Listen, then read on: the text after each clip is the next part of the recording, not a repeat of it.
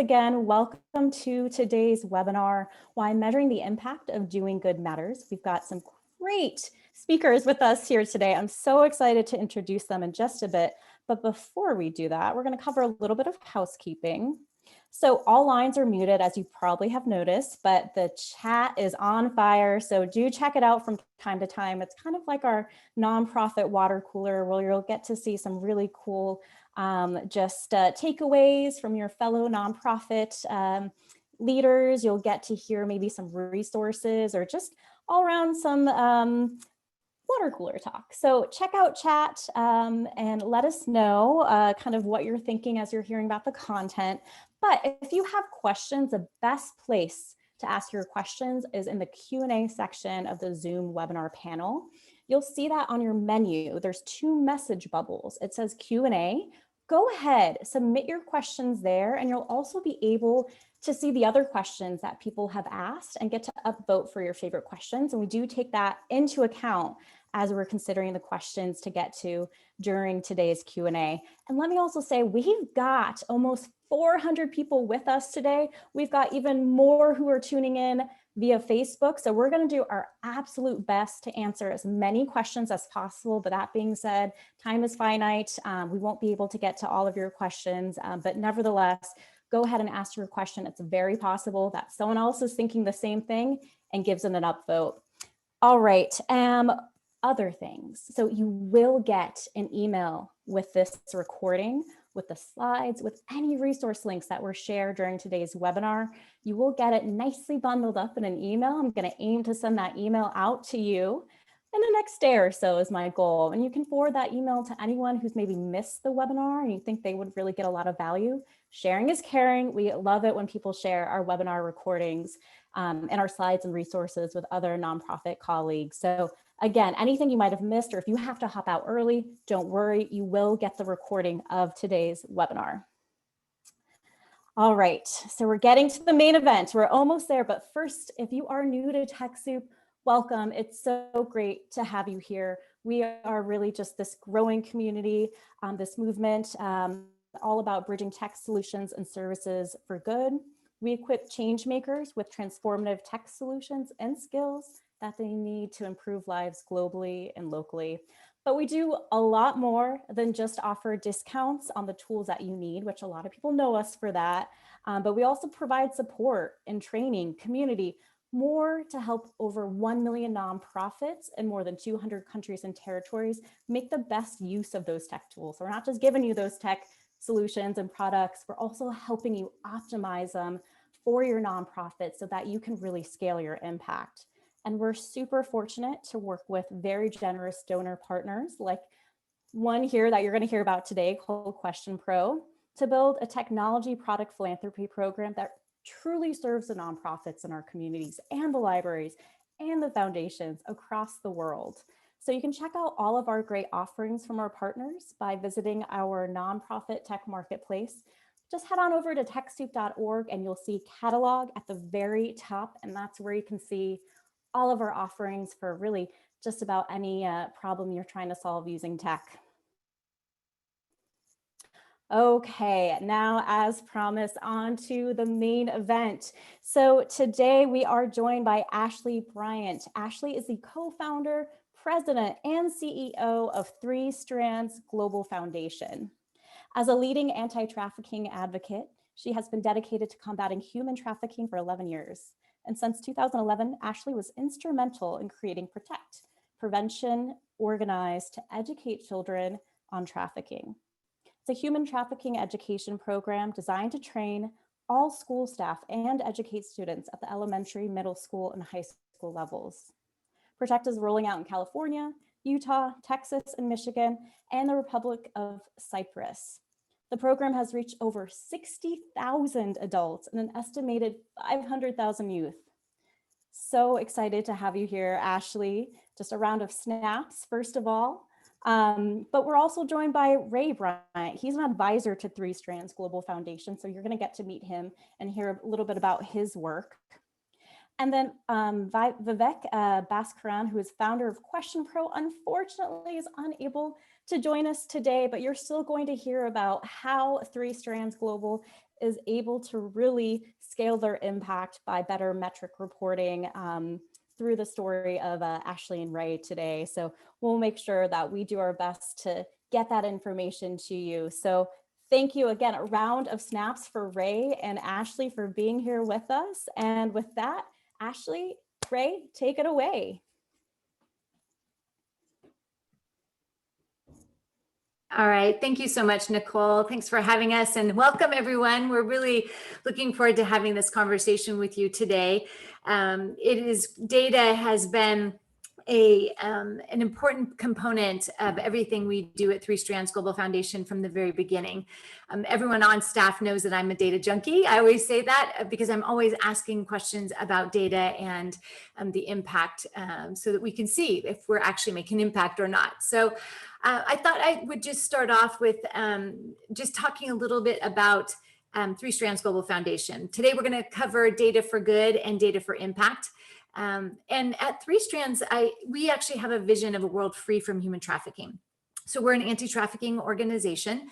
And our mission is to mobilize communities to prevent human trafficking through prevention education and reintegration programs.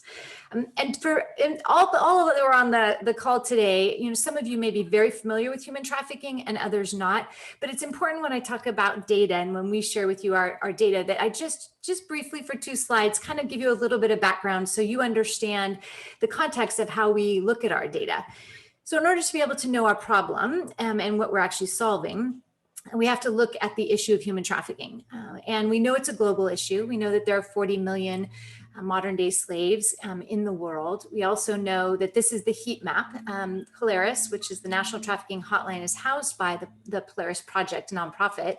They every year have a report that comes out to show the United States and what they call the heat map, where human trafficking is actually occurring.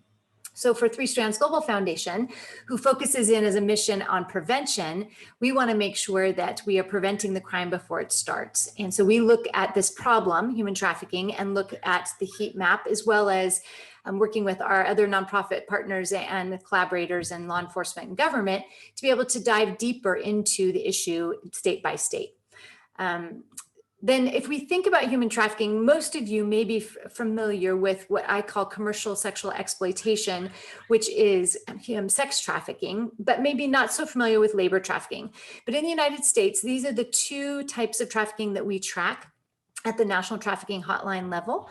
And there are all sorts of reports specifically to these 2 different types. But I thought that it would be really important to be able to show you sort of what is the problem that Three Strands Global Foundation is trying to eradicate. And then with that, knowing the problem, what's the focus of this prevention? And for today's talk, we're going to focus in on 2 different programmatic areas that we work in. But we do have 3 initiatives. We call them our 3 E's. We talk a lot about threes at Three Strands. But the first is prevention through education. And the second is prevention through employment. And the third is prevention through engagement. So for today's purposes, Nicole talked about the PROTECT program, and this is a national program that we have rolled out.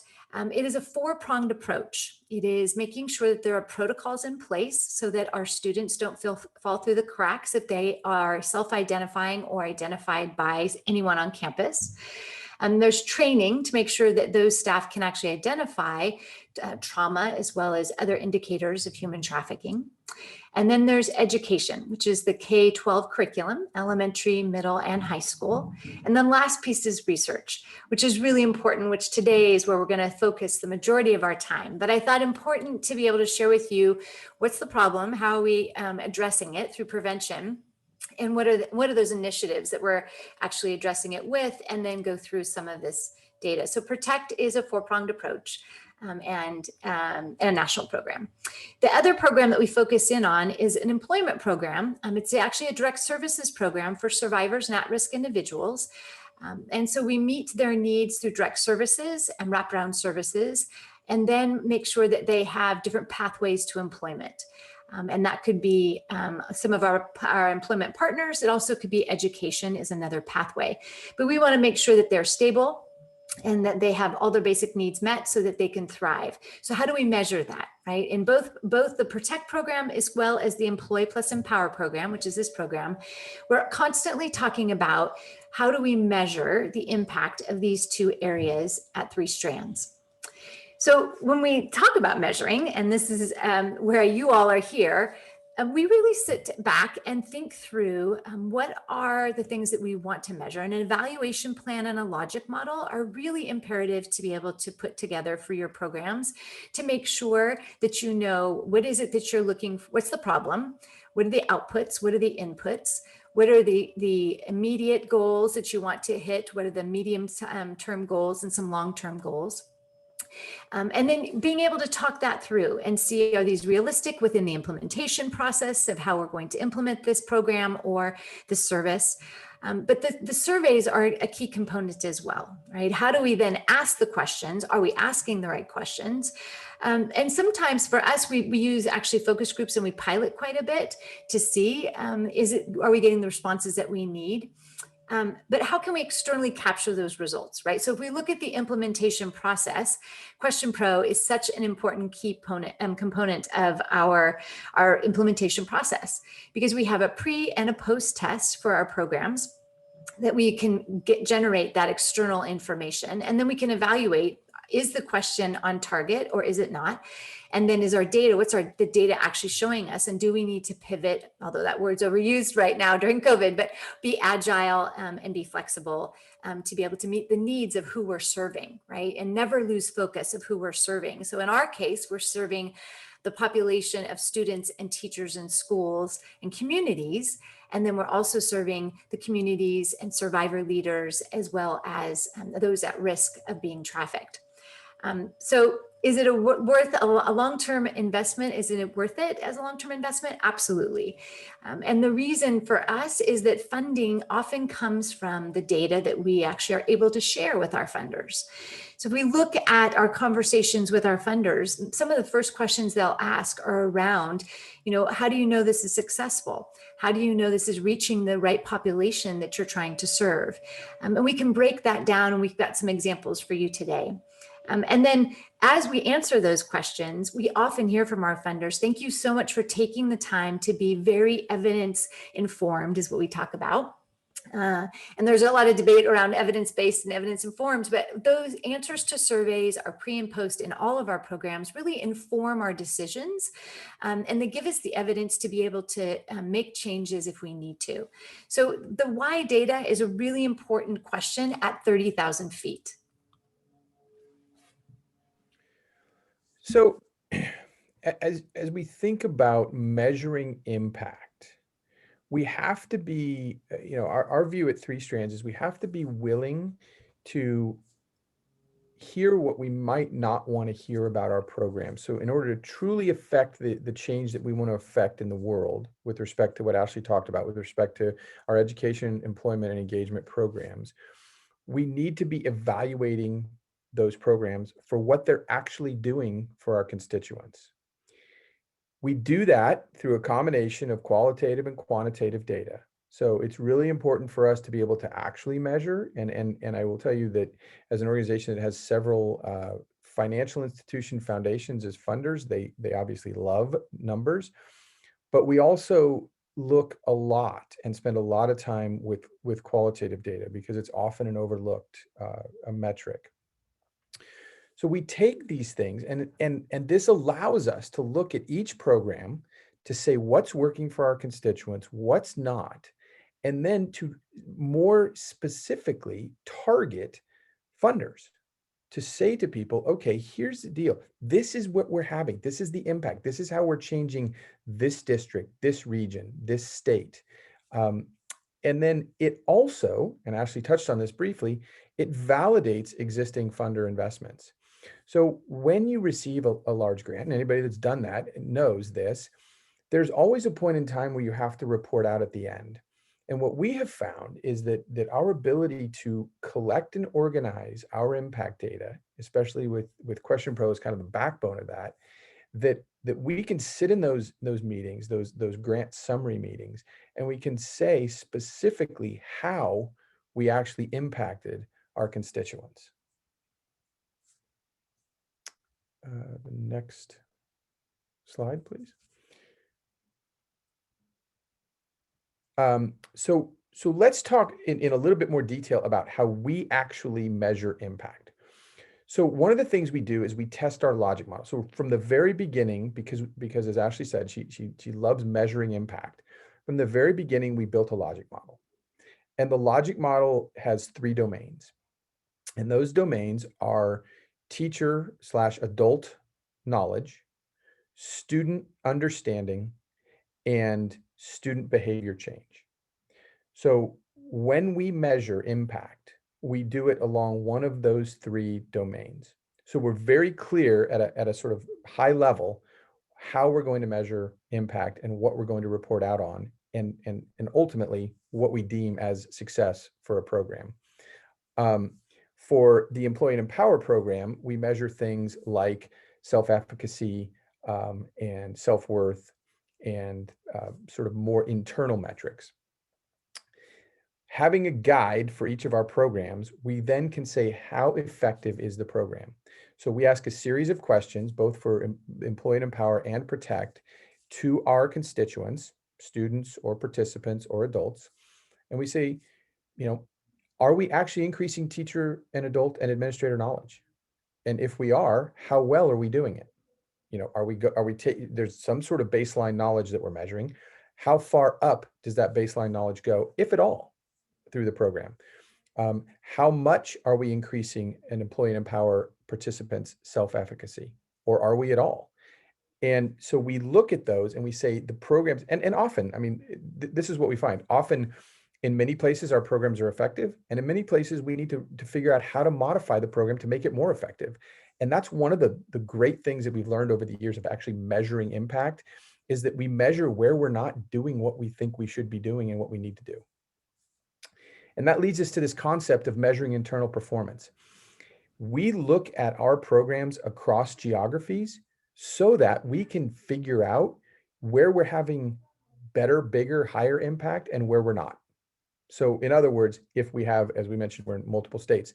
If we look at the same series of questions for Protect, for example, in California, and we compare that to our work in Texas, why is one higher than the other? What are we doing differently? What is it that we can change in one state or the other that's going to allow us to have the same high level of impact?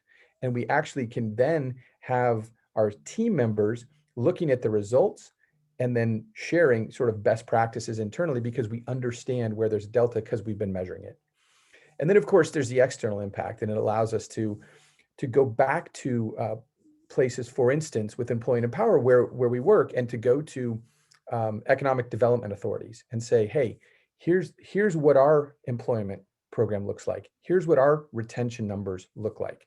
Here's how we achieve 80+% retention for 90+ days in a job. And the same thing could be held true for school districts, for counties, and even for state level departments of education with Protect. Being able to explain that explains the external impact we're having on our targeted constituents. The other thing about this that I really think is important, we have, how do we use that data? It goes back to, our staff of 22 across the United States.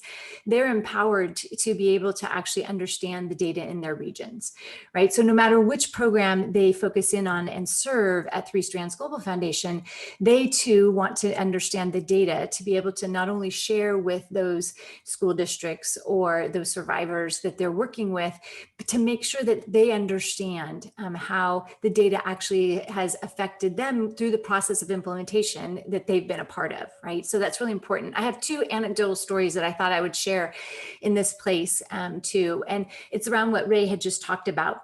When we talk about, funders potentially coming and asking a question, or data that we see asking hard questions about data, right? So that it's not necessarily the output, or the outcome we wanted. And so how are we asking the question? Should we ask it differently? Or maybe should we adjust the curriculum or adjust the program for, our Employ Plus Empower? So one of the questions we got from a funder was around the school program and vulnerable populations. So because we pull aggregate data and we are looking at minors who we can't know, it has to be de-identified. We're looking for school districts that may have higher risk vulnerable populations to serve. And the question from the funder was, how can we make sure we're serving those? So it was a great question. And because of the data and how we use our data, and knowing our problem in the very beginning, and being able to segregate into different districts, sort of the taking the California Department of Education's information, putting the districts in different categories, knowing where and who is most vulnerable and not.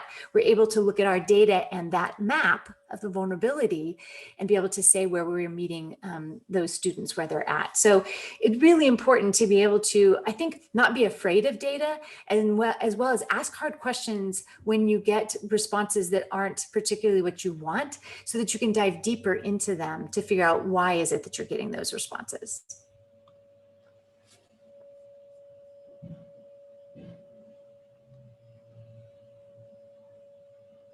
So we parse our results out at 3 levels. We look at a very macro aggregate impact of the programs across all geographies and across all constituents.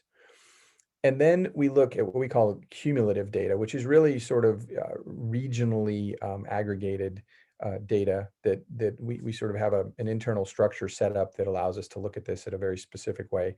And then we dive down into sort of more specific regional/district data, which is much more targeted, which again is the level at which it allows us to actually have the conversations with specific groups of constituents as to what the impact is. And I will give you an anecdotal story about our Employ Plus Empower program, because I think it's important when we think about data results. One of the things that, as again, the implementation process is really important no matter what we're implementing. And we actually had a pre-survey, we had a medium survey, and a post-survey. And in our employment program, we were finding that our clients were going through our program and we had over 80% retention rate, but our post-survey drop-off was really high. And so, we started to look at, why was our post-survey drop-off so high? Our medium survey was pretty good. So we went back and actually asked those clients what was it about the post-survey that was difficult? And by asking that question, we actually found out that it was not that they didn't want to answer it. It was that they were so excited about their job and their placement and into this, routine, if you will, this new routine, that they just didn't get to it. And so one of the things we talked about was, could we use incentives to actually have our clients do the post survey? So that's another component of data, right? Is to be able to find out if we're not getting the pre-post percentages that we would like to have, then what are the things that we can do to be able to change that?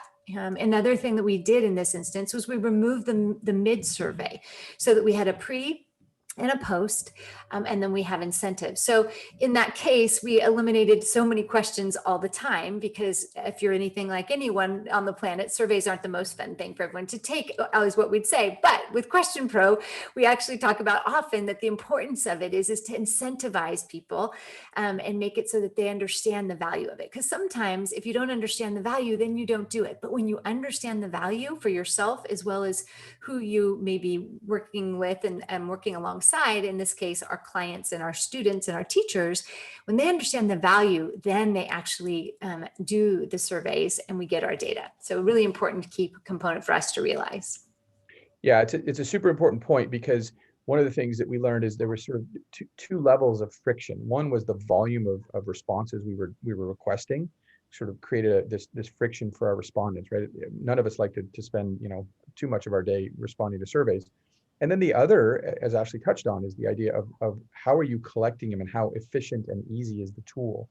And QuestionPro is brilliant at reducing the what I would call the tool-based friction.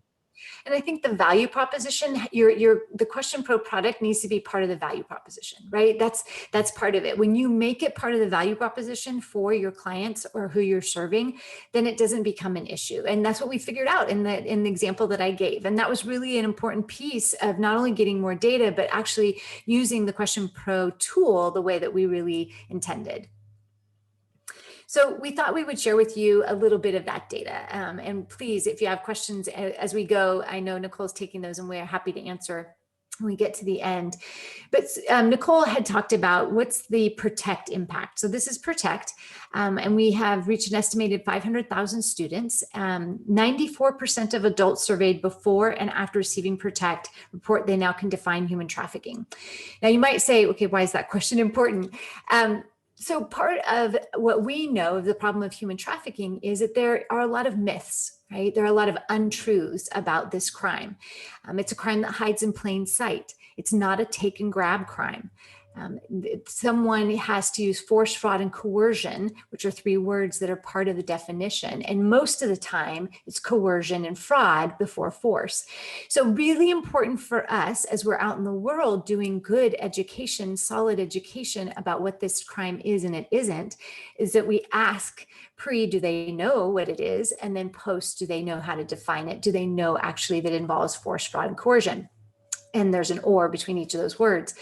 So that was an important 94%, being able to find out.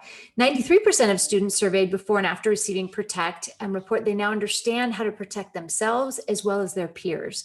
So this is for us a question that is incredibly powerful, right? I mean, as a CEO of an organization, when the data comes from our staff and they say, hey, 93% of students can actually not only protect themselves, but their peers. That is a day of celebration. And another reason why, going back to that value proposition, it's so important for our teachers, in our case, to understand the value of the QuestionPro survey, right? Because if they don't, then we wouldn't have that 93% understanding. And that's really important for us as we do our work.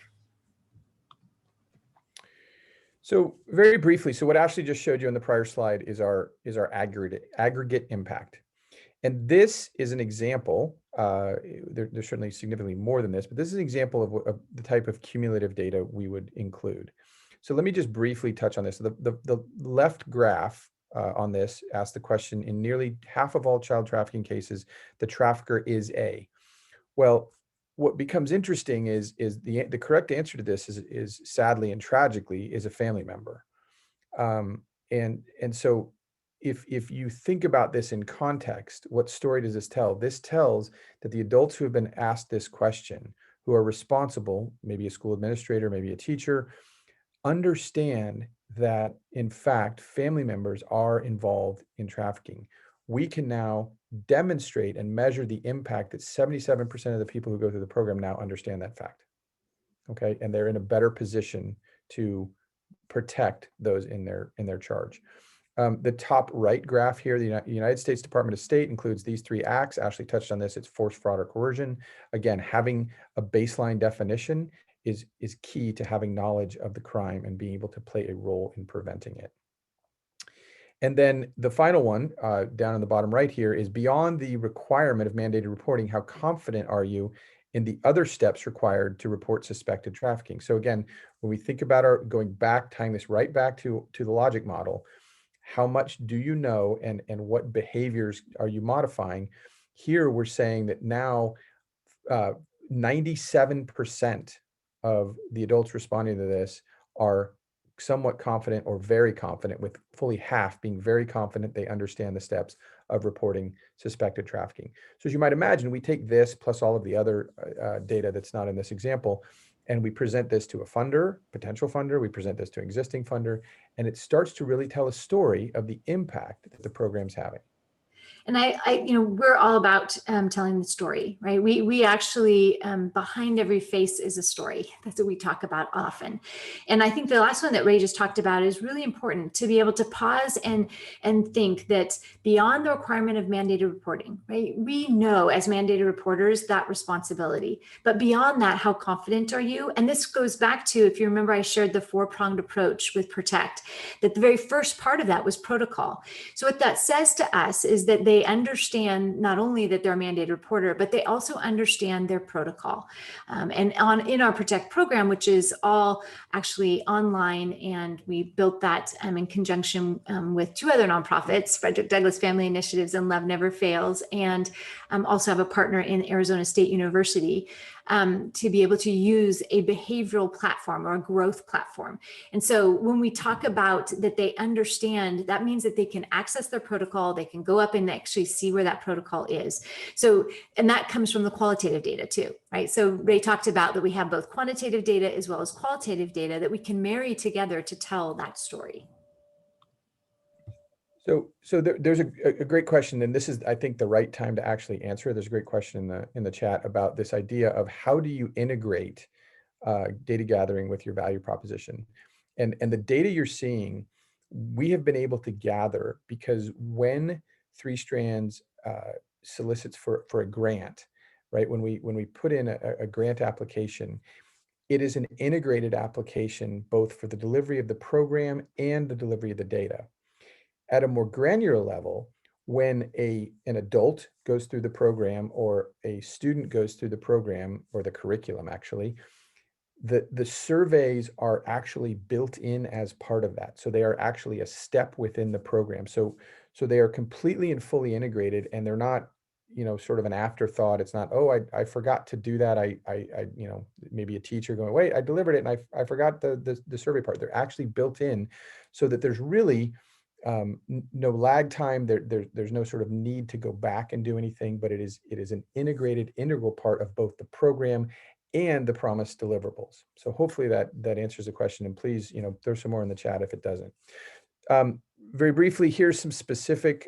This is we talked about region district, so we covered aggregate, we covered cumulative. This is region district.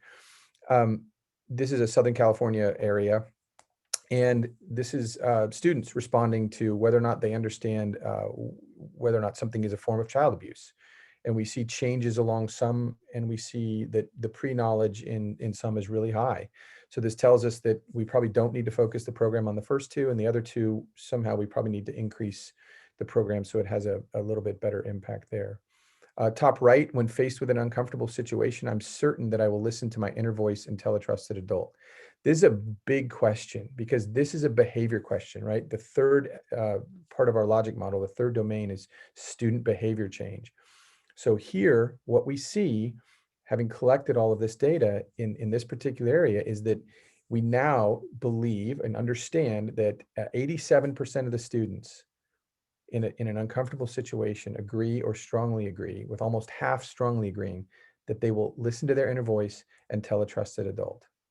So that's a really important part of it, and candidly, it becomes a really powerful story to tell, presenting the results. For instance, that we talked about the results of a grant, or even presenting a proposed grant, right?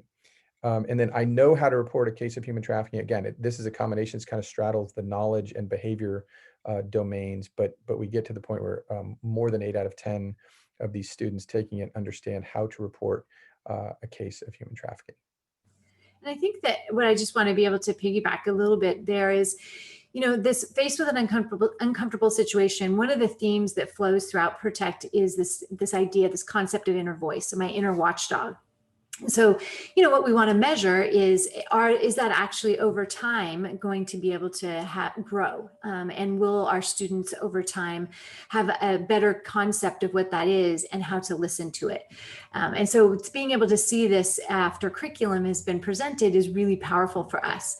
The same that on the last question, I know how to report a case of human trafficking, we're able to get a hold of the Polaris Project and share with them, look, this is actually what we're having, the impact that we're having with all the students we're reaching. And they're able to join in celebrating that fact that people know the National Trafficking Hotline and are able to not only report it, but know how to get a hold of them. So there's lots of different benefits to the data that we're receiving. And those two just are additional sort of to be able to share. So now we're going to jump to the Employ Plus Empower program. Again, when we talk about Protect, it's our students and our teachers, our communities. Protect is with that protocol component is reaching not just the school communities, but also the communities around, so child welfare as well as law enforcement. But when we turn to the employment program, Employ Plus Empower, this is the data that we have for that program. So 303 total clients served, 244 total placements, 80% placement rate, and 962 services. And what that means is of all the services, potentially housing, childcare, transportation, food and groceries, financial literacy, all of those services are the services educated. And then we work with 58 different agencies with this program. There are 58 agencies that refer into Three Strands Global Foundation, and those referrals, and there are MOUs and as well as ROIs, release of information between our agencies so that we can do the very best to serve our clients in this place of employment. And then we have 6 different pathways to employment. So that data, knowing that is Employ Plus Empower, here are some of the data that we're getting that also is incredibly powerful, just like with Protect. So 72 survivors, this is just actually with COVID. So we wanted to be able to share a little bit because we are living in a world still affected by this pandemic. And we thought it was incredibly powerful to be able to show what was 2019 and what was 2020. And again, if we look back at our logic model and evaluation plan, we actually had to make some pivots, right? We had to make some adjustments because of COVID, specifically with Employ Plus Empower and Protect, but in this case, with Employ Plus Empower. So you can see pre-COVID, post-COVID, and then just 83% retention rate during this COVID time, and the wages that were earned during the time during this. And those are our folks who went into employment versus education. There's a 52% increase in those we've served, 121% increase in employment services. And then connected 60 clients to direct financial assistance, emergency grocery distribution, and then the weekly call-ins and interactions, 2,640. So if we didn't have our partnership with QuestionPro, we wouldn't be able to get to this data, right? And I shared with you in the very beginning that one of the things that we learned about with Employ Plus Empower was that we had a drop-off rate that was lower than we wanted to. So we actually scaled back our questions. We removed some of our questions, we removed that mid-time, and we actually had some incentives. So we're able to get this data from our partner, QuestionPro, because we actually have made those adjustments, and we're able to see this and actually then be able to make sure that our clients are being served in the way that they should be, and that is to get sustainable jobs and be sustainably living.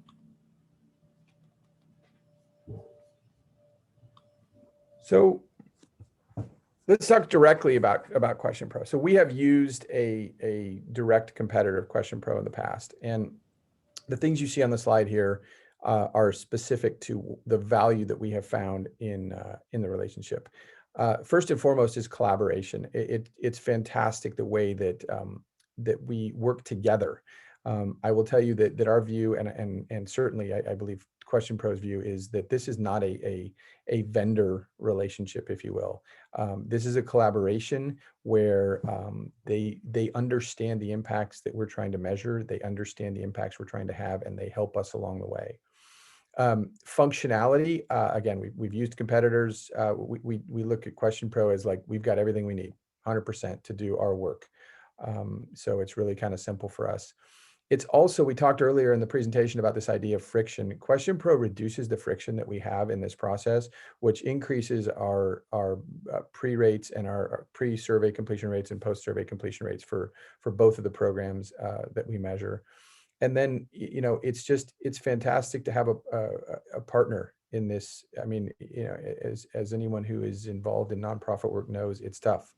And to the extent that you can find folks who are going to help each other along the way, having partnerships is really valuable. And QuestionPro is certainly that for us. So. Absolutely. And I think that for us, Vivek and Ray and I and our executive staff, as we've talked through some of the data that we're getting, it's incredibly impressive that we can be talking to the CEO and him giving his thoughts and feelings around what he's seeing. And he truly is interested, right? It is to what Ray said, we're not just a vendor, we're not to him. It is a nonprofit, Three Strands Global Foundation, that is combating human trafficking. And he really is incredibly supportive in that effort. And we can't say enough about it. So this partnership is really something that we're incredibly grateful for. As Ray said, we actually used a competitor before and are really pleased that we made the switch. So this is a picture of some of our team. Every year we have a run. It's called the Break Free Run. We're doing it virtually. So if you are listening today, we would love for you to participate in that. These are ways to connect with us. We love to be able to hear from you if you have questions about, I remember, co-founding this organization 11 years ago, and And I shared with you that I'm a data junkie, but there were lots of questions that came up and lots of things I've learned along the way about data and how it can be incredibly powerful to use. So please feel free to email me. And then you can follow us on Facebook and Twitter and LinkedIn, as well as Instagram. And then I would encourage you, actually, we talk a lot in threes, I shared with you earlier. And before we get to questions, there are 3 ways to get involved with 3 Strands, if that's something that you like to do. Our website is there. We're actually running a campaign right now called Become One. It's not only becoming one of those who stand up against trafficking, but this can, as I shared earlier, can happen. And the story is behind every face, there's a story, right? One person has that story. And so we are encouraging folks to become one of the story, become one in the standing up against this crime. And then you can subscribe to our newsletter for more information. We do some fireside chats to talk about our data often, so you can be a part of that. And then, as I said, our breakthrough run is April 10th. We'd love nothing more than to have a bunch of you virtually participate in solidarity to say that human trafficking is not okay, and that you'd step up with us on April 10th and participate. And you can find that on our website as well. And then I think that's it. So I will stop share, and we can now get to some questions that I know have been in the chat, but I've not been able to click on. So Yes. Yeah. I think there's so many great questions. And first of all, just thank you, Ashlie and Ray, for sharing how you do this really important and hard work. It's hard to measure impact, and there's so many different things we should be considering, and just really finite resources. And as evident by all the questions that we have, people are thinking about this in a multitude of ways. So thank you for sharing that. And yes, there are so many different tools for doing this. QuestionPro has been your choice. They've been great in working with nonprofits. It's why we partner with them too at Techsoup. We'll share a little bit more information about them in just a bit. But yeah, also just a note to everyone to learn more about what 3 Strands Global is doing. We've included a link in chat, and we will also make sure to include it in that post-event email, which brings me to the post-event email. We will be sharing the recording and slides, so if there's anything you missed or you want to share with a colleague, you'll absolutely have that opportunity to do it. So yeah, just give us a day or two and it's going to land straight in your inbox. And with that now, so let's get into questions. Again, we've got a lot of great questions.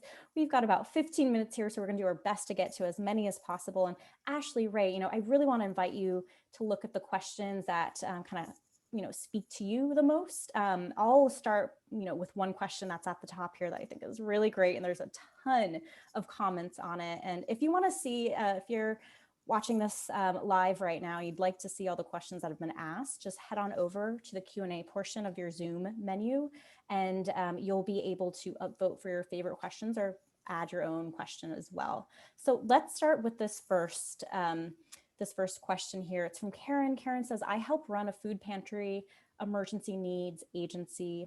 We have issues trying to figure out metrics to gather and report. We collect number of clients served, services provided, and dollars spent on programs, but how do we tell our story effectively? Most clients don't have email and some can't read, write. So any suggestions on what we can do, on what we can focus on or do? Yeah, I'll start, and then you can add it, what you think. So telling your story, I think the question to ask yourself is who are you telling your story to, right? So in that question, I hear a couple different end users, if you will. One is the end user of the clients you want to serve. So if reading and writing is, and they don't have phones or technology, that's harder, right? So it might be that you might go into communities and find communities to be able, where they may be, where you could reach out and do that kind of outreach directly, whether that be different other nonprofits that are working with those communities, or different government agencies that might be working in your area too. That might be some outreach with, if there's reading and writing is an issue. The other thing is if the end user is the funder, then I actually think depending, and I love this question, the reason I wanted to answer it was in our clients with Employ Plus Empower are survivor leaders. And so we feel really strongly that that is their story to tell. It is their journey to walk and not ours. And so for us, we will have the stories, but we don't have the faces of those clients unless it's something that they actually on their own want to be able to communicate. And so, when we share with vendors, we share the actual, we'll take notes on what the client is saying, or qualitatively, we will have that as a question that we can ask them and they can actually write if they can write. But we can sit with them too and ask those stories, and then we can type those up and then we can share those with the funder. So I think if you're serving a population that can't read or write, that's just sitting with them and getting their story and being able to then use that as you share with funders would be one. And then if the end user is trying to serve, get to others who need your services, then I would say the community route would be my answer in that one. Yeah, I mean, it's a great question, and clearly, I think based on the way it's asked, is a tough question. One of the things that has helped us is to constantly reevaluate. What problem are we solving? What problem are we solving? What problem are we solving? And get sort of refreshing your own recollection of what problem you're solving. Really kind of brings it back to, okay, how do I measure that I've actually solved that problem? I'm not sure I understand the organization well enough to opine on what specific metrics might be, but I would suggest as a process that the more clear you can define and articulate the problem, the easier it tends to become to actually to create metrics that demonstrate whether or not you've actually solved it. Great. Thanks, Ashley. Thanks, Ray. And thanks, Karen, for that question. Lots of really good discussion points underneath it. So I'm going to keep that there and open. Let's move to this question. And then, Ashley, Ray, jump in with any questions that are jumping out at you. But let's move to this question. What kinds of incentives do you use for the post survey? I'm curious because we're a smaller nonprofit with a limited budget. Yeah, it's a great question. And so, okay, I want to preface this with a mentor of mine a long time ago said, Ashley, I want you as a nonprofit leader to live in abundance instead of scarcity. So I preface the answer to this question with that because it's hard to do because as a nonprofit, we don't have, funds are limited. And so looking at budgets, the budget's the bottom line. But I think it's also important to kind of look at this with that in mind, this abundance philosophy, because for us, that's what we did. And to answer your question, we actually looked at gas cards and those things that would actually serve our clients well with Employ Plus Empower, right? So what was the incentive? And we asked our clients, what would be beneficial to you as a small incentive to be able to answer this, question of this survey? And we got a slew of different answers. And so gas cards, gift cards, things like that were the answers. And so that's the type of incentive for that program. Interesting enough, with Protect, we actually applied for a grant where we would get champions. And there's a question in the chat about building champions. And that's a really important component. If you can build champions through volunteerism, that's great. But if you can't, and you have champions within the program that you're running, those champions can be incentivized to be able to get that data that you need, because those champions will have more skin in the game, if you will, when there is an incentive. So in our Protect program, we have in one area, in one region, actually, those who are incentivized to take a leadership role. And so they are given a small stipend to be able to stand into that leadership role. And that was written into the grant. Yeah, this is a big one, right? How do you incentivize people to respond to surveys, to complete surveys, which is probably a broader question of how do you incentivize people to change behavior, right? To get them to do what they want. One of the things I would suggest, without sort of going into it too much, is to take a look at a behavior model created by Dr. BJ Fogg at Stanford. I've had a chance to work with Dr. Fogg a little bit, and what you find if you can sort of simplify, take his model, which is a simple model anyway, and then apply it to your own organization. Oftentimes, it helps you self-articulate the incentives that might be beneficial, because we have found that sometimes it's not monetary incentives and sometimes it is, and it just really depends. So I would just suggest that as a potential resource to as you think about sort of using incentives to modify the behavior. So. That's great. Okay, we still have a lot of questions here. Ray, Ashlie, are there any questions that are jumping out at you? I certainly have some in mind, but wanted to give you an opportunity. Yeah, I see a question, and what I'm trying to figure out. Emery from CASA in Montana is trying to measure predetermined impact criteria of the work of our volunteer advocates as compared to measuring only the number of their hours. It's a great question. So if I understand it correctly, I know, because actually we've been involved with CASA, our family, and my mom actually was a CASA for 11 years, and that she did a lot more than just her hours, right? There were a lot of college visits. There were a lot of other types of activities that she was, doing with her CASA. And so what I understand this is, what is the, there's predetermined impact criteria of the work versus just the hours. So I think I would ask your CASA advocates, what are they doing? I think I would ask in a survey, what are those, the actual activities that they're doing or engaging in, and then you could get all of those. Once you had all of what they were doing, then you could actually measure pre and post what was the percentage of this, working with a student through math, or working with, a youth in community service or whatever. And all of those questions then could be measured by all the advocates pre and post to see what was the gain over in that specific targeted area. And so it's more than just hours, right? So now you've broken it down to specifics of where the work is actually occurring, or the time. And not just the time itself, but actually where did the qualitative and quantitative stuff happen? Where did the real work happen, rather than just the hours? I was going to switch to another one, Nicole, so I don't want to derail, because Yeah. Ash answered it great and I don't have anything to add. Yeah, have at it. Jessica asked a question about our nonprofit is government funded, so there's a lot of data pulled by the local government agency. Often we do not think that the data they pulled is the most important. How do we reconcile that? So Jessica, it's a great question, right? Because Three Strands works both with government grants and private foundation grants. And I would almost revert back to the last answer, which is if they're pulling data that's not relevant, it's probably not relevant to the mission, which means it's probably not relevant to the problem you're solving. So for us, when we've had situations similar to that, we've just sort of politely tied the thread back to, well, if this is the data, how does it really measure the problem that we're supposed to be solving? And if it doesn't, then is there better data that actually measures that, or measures that we're not solving? Either way, right?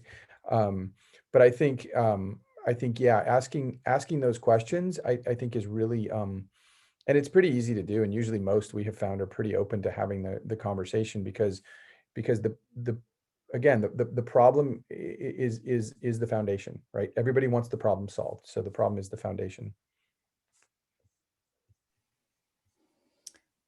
Great, thanks for that, Ray. Let's see, how about this question here? This is from Antonio. Impact is a long-term effect. How can you assess changes on a short-term basis?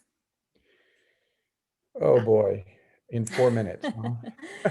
Yeah, no pressure. It's a great question, and Antonio, you had a couple other great comments. I mean, there is definitely a challenge with sort of measuring what we would call longitudinal effect, doing a longitudinal study to measure long-term effects, right? We fully recognize that there is a bit of a mix and a match with trying to say, behavior change happens in sort of a short-term period, but we also have sort of what I would call mid or longer term metrics that apply to the logic model and the theory of change that we've created. In a short-term basis, in a very short-term basis, like in a day or week, that's really on what the administrators the teachers administering a survey.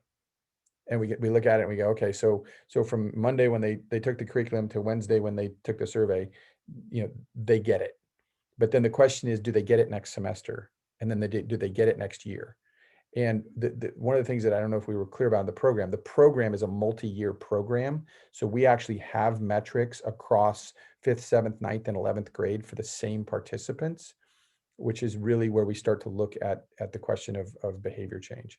So yeah, I mean, I mean, gosh, we could do a whole hour-long webinar on logic models, theories of change, and short, midterm, and long-term outcomes. But it is a great question, and that's how we do it across 4 different grades. Yeah, and I think that, I mean, for me too, you know, every month I have every region that we serve and every program we serve sends me reports, and part of that report includes data that we've received from QuestionPro, and I'm able to look at, you know, the entire regions that we serve and say, okay, so this is, you know, quantitative. This is, you know, not a longitudinal study. I know that this is in the last month what we've received. One of the things that I think all of us as nonprofits want to be able to see is that longitudinal study, right? That over time, that 5th grader who became a 12th grader not only could protect him or herself, but they actually, you know, those gains year over year were easy to attribute to the Protect program, or with the, you know, our Survivor program, that over time there's promotion and education and all sorts of impact because of our Employ Plus Empower program. So I think that, you know, it is a good question to ask, and it's a question I ask myself all the time. As we get this data, we gather it, and then we over time ask the longer question as time happens. Time has to pass in order for us to get to the longitudinal piece. And so I would just answer that's what we do. We have to wait for time to get there, or our 5th graders become 7th graders that become 12th graders soon. So it's a process. So Nicole, if I can just jump in, I know we're right at noon here. Donald asked a question, how often do you ask stakeholders for feedback? Answer from our perspective, Donald, is sort of often enough without creating survey fatigue, which is a real thing. And we've seen it, because we've seen when we've asked too often, what we see is the response rates plummet. And so we kind of monitor our response rates, and as they sort of stay stable, we know we're about asking often enough. And if they plummet, it's too much. And if we don't have enough data, we need to start asking more. So there it is. And lots more questions. Again, thank you to everyone who asked your questions. Apologies, we didn't get to all of them here, but really grateful for Ashlie and Ray to share your insights with us. And just before we go here, I know there's been some questions about the tool that they're using, and it's QuestionPro. So QuestionPro is a tool that we use a lot at Techsoup and other nonprofits use to really measure impact. And we do offer it to Techsoup members, a 1-year subscription specifically to QuestionPro Advanced for 1 users, offered at the discounted rate of $97 to Techsoup members. And I think that link in there might be broken, so I will include the right link. I think well, here it is now in chat, and we'll make sure we include that in the post-event email as well. So yep, QuestionPro, here it is on our Techsoup website. And then you can also get subscription renewal there as well. And just one more big shout out to 3 Strands and for their work and for sharing their story with us. So we really, really appreciate you both being here with us. And just a last final thing, we have our survey link here. Please let us know how we did. It really helps us prepare for future webinars. And with that, we'll wrap. Ashlie, Ray, it's been great having you here. Thank you so much for your time. thank you, Nicole. Thank you everyone for attending. Thanks everyone for attending. Thank you. Have a great day. Have a great day, everyone. We'll see you at our next webinar. Take care, everyone. Stay safe. Wear a mask. Bye. Bye.